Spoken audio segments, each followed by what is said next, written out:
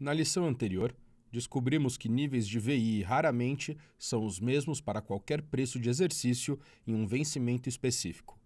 Quando projetadas em um gráfico, em vez de uma linha achatada, as volatilidades criam uma curva, que normalmente tem a forma de um sorriso, smile. E então, vimos uma forma de sorriso semelhante ilustrada em um exemplo real, quando observamos a VI de algumas opções de SLV. A VI mais baixa foi a com exercícios ATM perto do preço atual. A VI então aumentou nas duas direções de forma relativamente simétrica, gerando um desenho em forma de sorriso, smile, com as volatilidades. No entanto, essa não é a única forma que a curva de volatilidade pode tomar. A forma do sorriso normalmente é inclinada em um dos lados, e de fato as volatilidades nem sempre chegam a criar uma forma de sorriso.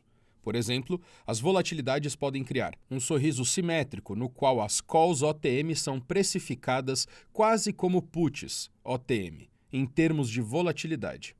A simetria reversa, na qual opções com preços menores têm VI mais alta, de modo que puts OTM têm preços mais altos do que calls OTM. Você pode encontrar referências a essa figura como smirk, forma de sorriso invertido. Skew para frente, quando opções com preços mais altos têm VI mais alta, de modo que as calls OTM têm preços maiores do que os puts OTMs. Ou até mesmo um smirk, que é o oposto de smile, com as opções ATM apresentando VI mais alta. No entanto, no mundo real, você quase nunca verá um smirk. As porcentagens e preços reais usados nesses 4 gráficos são exemplos arbitrários. A forma da curva é o que nos interessa nesse exemplo. Essas formas diferentes não são fixas em nenhum ativo em particular. Então, é útil acompanhar o skew ao longo do tempo. Um jeito comum de medir o skew é subtrair a VI de puts de VI de calls. Isso resulta em um número negativo quando houver um skew reverso na curva e resulta em um número positivo quando há um skew para a frente na curva. Ao fazer essas comparações, é comum usar o delta das opções em vez da distância numérica do preço de exercício para escolher as opções específicas a serem comparadas. Por exemplo, você pode ver uma tabela mostrando os skews de um delta 25 em um ativo, que será a comparação da VI de delta 25 em uma call com a VI de uma put com delta 25. Os deltas são, na verdade, 0,25 e menos 0,25, respectivamente. Mas há uma convenção comum de ignorar a casa decimal quando se discute deltas e o Quick Strike usou a convenção no exemplo. Também é comum retirar o sinal quando se discute o delta de uma opção de put. Então, podemos falar de um put com delta 25, quando na verdade o delta do put é claramente negativo e não positivo. Podemos ver um exemplo disso usando uma ferramenta online chamada Quick Strike, que oferece muitos dados e ferramentas de análise de dados de opções que são bem úteis. Essa é a versão gratuita, disponível no site da CME. Esse gráfico mostra os skews de delta 15 e 25 para S&P 500. Em vez de uma data de vencimento em particular, ele mostra uma maturidade constante de 30 dias, que é interpolada das datas de vencimentos que já existem. Na linha laranja, podemos ver o skew de delta 25, que é calculado como VI de call de delta 25 menos VI de put de delta 25, que nesse caso, as figuras mais recentes, do dia 13 de agosto, atualmente equivale a 5,68. Isso quer dizer que a VI de call de delta 25 é 5,68%. Mais baixo do que a VI de put de delta de 25, o que quer dizer que a put está mais caro. Na linha azul, podemos ver o skew de delta 15, que é calculado como VI de call delta 15 menos VI de put delta 15, que nesse caso atualmente equivale a menos 0,22. Isso quer dizer que a VI da call de delta 15 é 10,22% mais baixa do que a VI da put de delta 15, o que quer dizer que a put de delta está ainda mais cara em termos de volatilidade do que a call de delta 15. Então, traders da opção S&P 500 estão valorizando mais puts do que calls.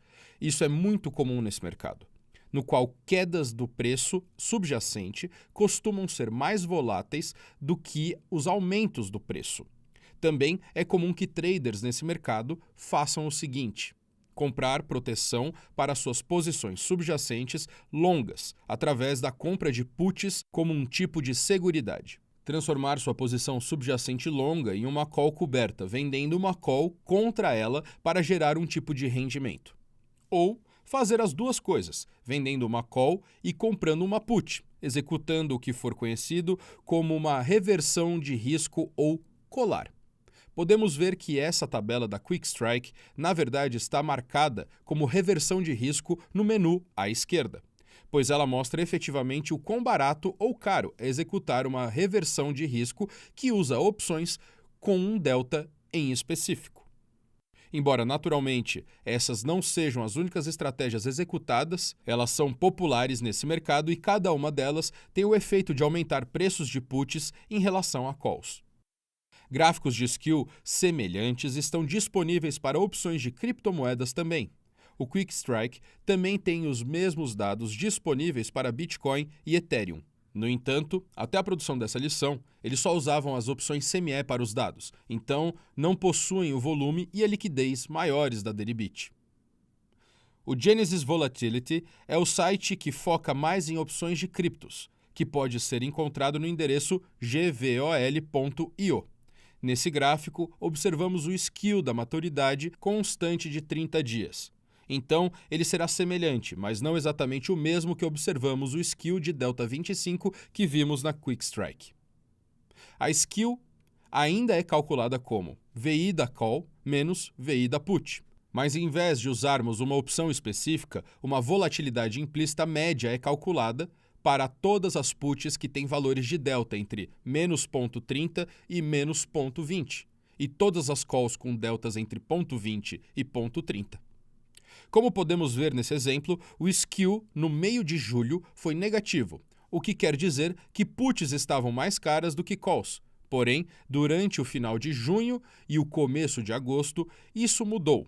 E agora, no meio de agosto, o skew ficou positivo, o que quer dizer que calls estão mais caras do que puts. As volatilidades normalmente vão variar para cada exercício, mesmo com as mesmas datas de vencimento.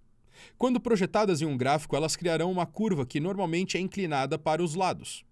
É possível medir essa inclinação, skew, subtraindo a VI de uma put com a VI de uma call. Essas opções normalmente terão o mesmo delta, exceto que o delta da put será naturalmente negativo. Uma medida muito comum de skew, por exemplo, é observar o skew de delta 25. Ele consiste em uma call de delta 25 e um put de delta 25, ou os deltas de 0,25 e menos 0,25 respectivamente, se você preferir. Eles podem ser calculados como VI da call de delta 25 menos VI de put de delta 25. Quando o resultado disso for positivo, pode-se dizer que as calls estão mais caras do que as puts. Quando o resultado for negativo, pode-se dizer que as puts estão mais caras do que as calls.